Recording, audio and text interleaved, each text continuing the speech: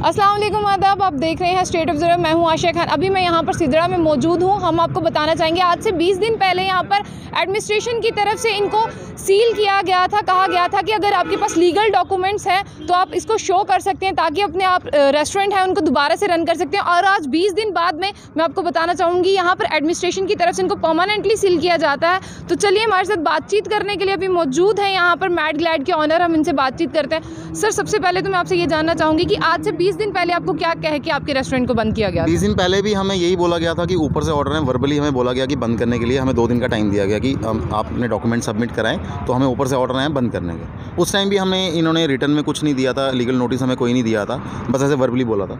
तो हमारी document submit कराने के बाद भी, इतना पंगा करने के बाद भी हमने डीसी ऑफिस अपने सबमिट, जब हमसे डॉक्यूमेंट्स लिए गए, पहले तो उन्होंने डॉक्यूमेंट ही नहीं लिए। जब डॉक्यूमेंट सबमिट किए उसके बाद हमें बोला गया जी इसको लीनियंट वे में हमें लिया जाएगा, तो हम कुछ देर के बाद इसको रेगुलर कर देंगे, 2-4 दिन के बाद हम रेगुलर कर देंगे। उसके बाद फिर से इन्होंने हमारी सुनवाई बंद कर दी। हमारी कुछ देर पहले भी इनसे बात हुई, एडी साहब से बात भी हुई, डिकॉम साहब से बात की। हमें यही बोला गया कि हम इनको जल्दी ही रेगुलर कर देंगे। आज सडनली हमारे पास सुबह टीम आती है फिर से रेवेन्यू की, म्यूनसिपैलिटी की और कुछ फोर्सेज आती हैं साथ में, तो हमें फिर वर्बली बोला जाता है हमें सील करने का ऑर्डर है। जब हम पूछते हैं उनसे रिटर्न में कुछ मांगते हैं, उनका रिटर्न में कुछ नहीं होता। जब जैसे ही मीडिया, पहले तो ये तानाशाही के दम पे हमें सील करने जा रहे थे, जैसे ही मीडिया वालों ने उनसे क्वेश्चन किए, कोई रिटर्न ऑर्डर मांगे तो उन्होंने कोई जवाब नहीं दिया। हमें बस ये मीडिया वालों को यही बोला कि हमें ऊपर से ऑर्डर है, तो सडनली वो टीम भाग गई यहाँ से। तो क्या रीज़न है, ये क्या तानाशाही चल रही है, क्या चोर बाजारी चल रही है? इतनी बड़ी जैसे हम कहें बहुत सारे रेस्टोरेंट हैं यहाँ पे, इतने ज़्यादा रेस्टोरेंट को बिना रिटर्न ऑर्डर के कैसे सील करते हैं? तो सर आपने कहीं बोला होगा कि रिटर्न ऑर्डर तो दिखाइए, आखिर क्या गलती है सील करने की, क्यों किया? पहले भी यही क्वेश्चन पूछा था, हमें रिटर्न ऑर्डर तो दिया जाए कम से कम, सील 20 दिन में दिया नहीं, कोई हमें रिटर्न ऑर्डर नहीं आया। इवन आज सील करने के लिए भी कोई इनके पास रिटर्न ऑर्डर नहीं था, बस यही बोला जा रहा था ऊपर से ऑर्डर है। ऊपर से कौन देता है ऑर्डर? ऊपर से पता नहीं, जो जिनकी बड़े लोग हैं शायद वही ऑर्डर्स देते होंगे हमारी एडमिनिस्ट्रेशन को, आगे तो वो आते हैं शायद गवर्नमेंट पूरे इंडिया में। आपको पता है ना कहीं ऊपर से जो ऑर्डर आ रहे हैं उसकी वजह से आम जो जनता है उसको सफ़र नहीं करना पड़ रहा है, जो आपकी इसके साथ रेस्टोरेंट के साथ लोग जुड़े हैं। अनएम्प्लॉयमेंट हम देखें तो कहाँ पर पहुँच गई है? देखिए, मुझे लगता है ये जो तानाशाह गवर्नमेंट आज की डेट में बन गई है, इनको कोई आम जनता से कोई फ़र्क नहीं पड़ता। इनको लगता है कि हम 5 साल के लिए नहीं, पूरी उम्र के लिए बैठ गए हैं यहाँ पे। क्या रीज़न है क्या नहीं है, और पूरी उम्र के लिए समय सबके लिए बराबर नहीं रहता, ये चीज़ मैंने पहले ही बोली थी। आज इनको लगता है इनका टाइम है, पहले वाली गवर्नमेंट भी सोचती थी उन्हीं का टाइम है, उससे पहले वाली गवर्नमेंट भी सोचती थी उन्हीं का टाइम है। आज उनका हाल क्या हो रहा है, हालात क्या हैं, ये आप देख सकते हैं। और आप क्या सोचते हैं आपके साथ ये हालात नहीं होंगे? हम जनता ने ही आप लोगों को बनाया है। अगर हम जनता को ही आप इसी तरह से हरासमेंट करेंगे तो ये आने वाले टाइम में इससे बदतर हालात आपके साथ होने वाले हैं। तो इसलिए मेरी आपसे यही गुजारिश है, इतना तंग मत करें लोगों को, आम जनता को इतना परेशान, इतना हरास ना किया जाए।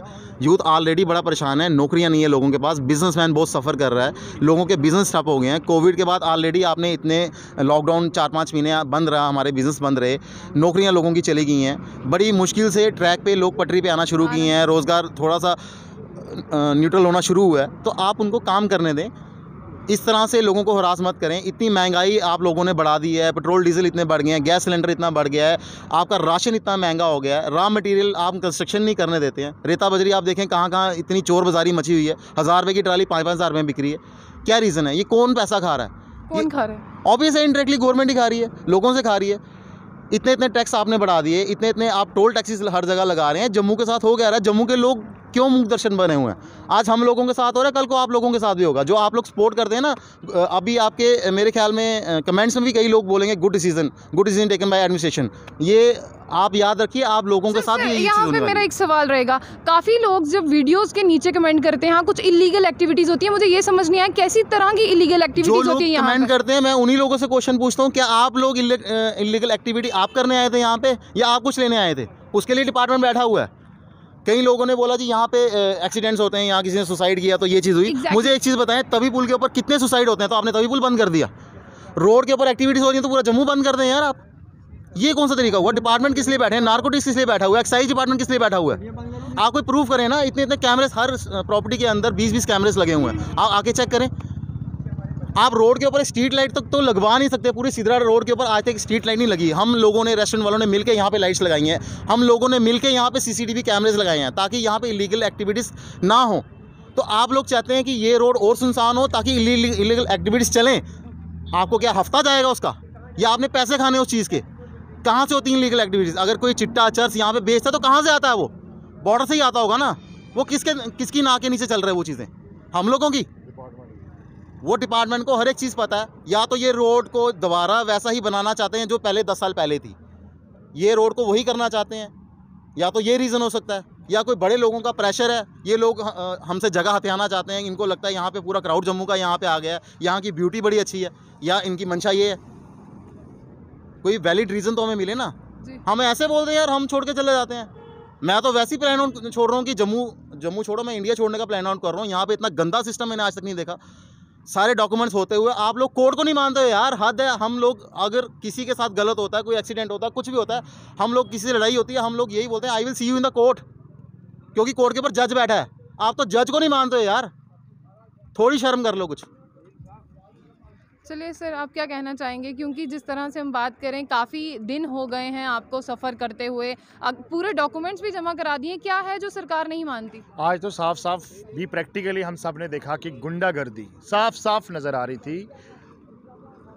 डिपार्टमेंट पुलिस नफरी लेके साफ साफ गुंडागर्दी पे आ गई। यहाँ पे जी सीज करते हैं। सर गुंडागर्दी किस चीज़ की है? इनके पास ऑर्डर ही नहीं है सीज का, बट गुंडागर्दी तो वही हुई ना। अगर किसी की शॉप का मैं जो गला होता है, मेरे पास ऑर्डर नहीं है, पर मैं उस पर गले पे अगर हाथ मारता हूँ तो गुंडागर्दी हुई ना मैम। तो वही गुंडागर्दी आज मुझे साफ साफ नज़र आई। भी प्रैक्टिकली हमने देखी कि जो आज इन्होंने गुंडागर्दी दिखाई है वो हम सब ने प्रैक्टिकली देख ली। सीज ऑर्डर कर, इनके पास ऑर्डर नहीं है, इनको बताया हमने स्टे ऑर्डर, कहते हैं हम स्टे ऑर्डर नहीं मानते। मतलब कि ये डिपार्टमेंट कानून को नहीं मान रहा, उनको चैलेंज कर रहा है। तो इसका मतलब बहुत बड़ी गलती हमने की है। जब 20 दिन पहले हमारे पास आए कि रेस्टोरेंट बंद कर दो, और हमने रेस्टोरेंट बंद कर दिया सिर्फ इनके कहने पे। सिर्फ हमने बहुत बड़ी किया ना हमने कॉम्प्रोमाइज़ इनके साथ किया। हमने इनका चलो ठीक है आज कल में खुल जाएगा, आजकल करते करते आज 20 दिन हो गए। 20 दिन के बाद आज हमारा जितना नुकसान अंदर हुआ है वो हमें पता है। जो यहाँ पे रोज़गार लगे हुए थे एम्प्लॉइज़ को, 200-250 7-8 रेस्टोरेंट में थे, वो बेरोज़गार हो गए।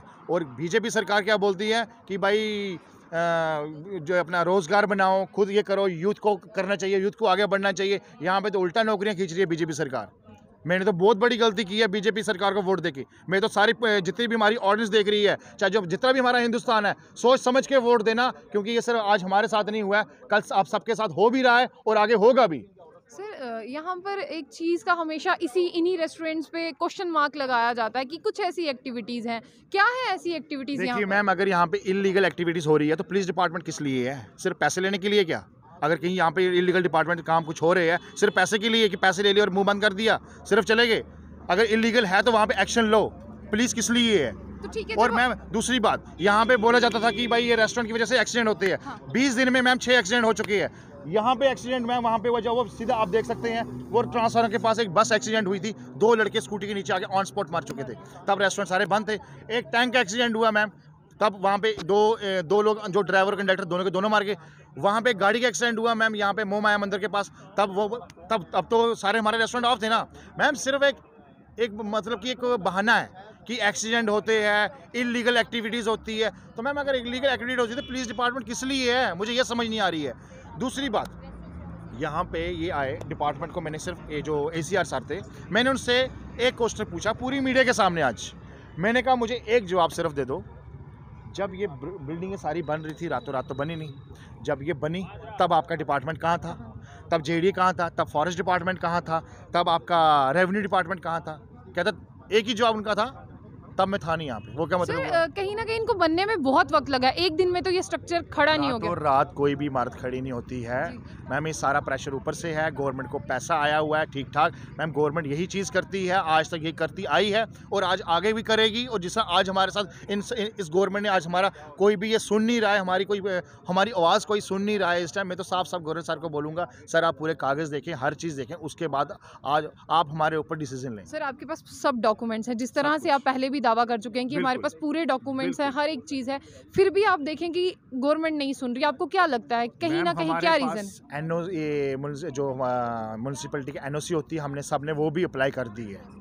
वो अप्लाई भी हमारे पास, वो एक डॉक्यूमेंट है वो भी सारे अप्लाई कर दिया। आज हमारे पास सारे डॉक्यूमेंट्स A to Z है, ये हम मैम ओपनली बोलते हैं। बट ये फिर भी इनके पास मैम एक वो नहीं था, नोटिस नहीं था कोर्ट का कि सीज़ का, बट ये सीज़ करने के लिए आए। क्यों?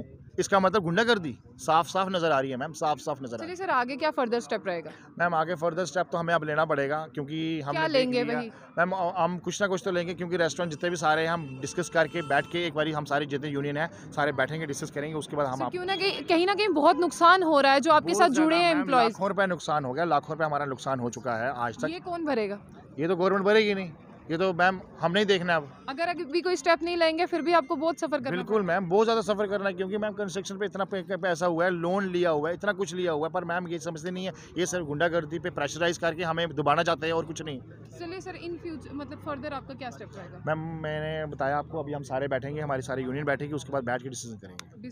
जी मैम। ओके, चलिए साफ तौर पर हम आपको ये बताना चाहेंगे कि हम आपको दिखाना चाहेंगे यहाँ पर जितने भी रेस्टोरेंट्स हैं वो सब बंद कर दिए गए हैं। जितने भी बड़े बड़े रेस्टोरेंट हैं जहाँ पर लोगों का आना जाना लगा रहता था, आप साफ तौर पर तस्वीरों में देख सकते हैं कि उनको बंद कर दिया गया है। किस तरह से जो इनके ऑनर हैं उनको भी सफ़र करना पड़ रहा है, जो इनके साथ एम्प्लॉयज़ जुड़े हैं उनको भी सफ़र करना पड़ रहा है। कहीं ना कहीं जो रात के अंधेरे में डिसीज़न लिए जाते हैं, कहीं ना कहीं से आम जो जनता है उनको भी सफ़र करना पड़ता है। अगर हम बात करें इनके एम्प्लॉयज़ की, इनके साथ एम्प्लॉयज़ जुड़े हैं, अगर हम अनएम्प्लॉयमेंट रेट की बात करें, जम्मू कश्मीर में अनएम्प्लॉयमेंट रेट दिन ब दिन ज़्यादा होता जा रहा है। तो जो यहाँ पर रेस्टोरेंट्स के साथ जुड़े हुए इनके एम्प्लॉयज़ थे, कहीं ना कहीं उनके भी कामकाज पर एक दोहरी मार पड़ी है। जो इनके ऑनर्स हैं वो भी काफ़ी सफ़र कर रहे हैं, लाखों का नुकसान हो चुका है।